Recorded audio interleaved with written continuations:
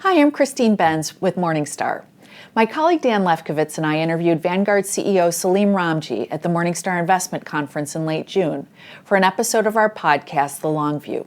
Here's an excerpt from that conversation. A question that's probably top of mind for a lot of our listeners: where do things stand with regard to the customer service challenges that Vanguard has been experiencing? It's a good question. We have been doing for the past 3 years, 2 years since before I started, a whole series of investments, particularly in technology, and particularly in our technology stack. I think we're turning the corner, but this isn't a destination. This is a constant journey. What the technology changes have allowed us to do, and now virtually, I think it's like 90+% of our personal investor platform is cloud native. And that was really hard, laborious, costly work to make that happen. But we think we now have the most modern kind of infrastructure stack in the industry. What it allows us to do, beyond all the kind of high levels of resilience that a platform like that now has, is be able to make improvements on a lot of the front end design and a lot of the front end user experience. And so we've already been doing that over the past 6 months. Back in March, we started to see some good early signs of progress. J.D. Power's ranked us number one for the first time in a while in terms of our client experience for DIY investors. But it also then gives us the ability to keep innovating, making the front end kind of web or mobile applications better, more intuitive, more customized. So it may be different if you're a kind of wealth management client with some complexity versus if you're a first-time investor. And what the really exciting part of it is it gives us some incredible opportunity to then put kind of AI applications on top of that, because our tech stack is now modernized in a way that just wouldn't have been possible 2 years ago or 3 years ago. So it's not that we're declaring victory by any means. We're on a journey. We've been doing it deliberately and methodically. We appreciate all of our clients' patience with it, but I think that clients are starting to see some of the results, and we're continuing to invest in a major way to make sure we continue to distinguish ourselves in a positive way kind of on that front.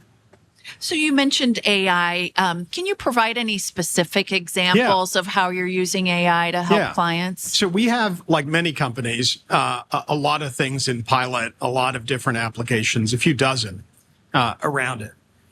The one thing that we just released in April is it's an AI-based tool that allows advisors to communicate in a customized way with their clients.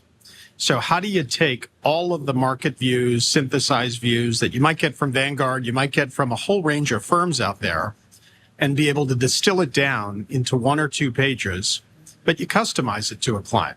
You may be a really confident client. Dan may be anxious and in retirement, right? I may be a first-time investor and just like want to understand what's going on.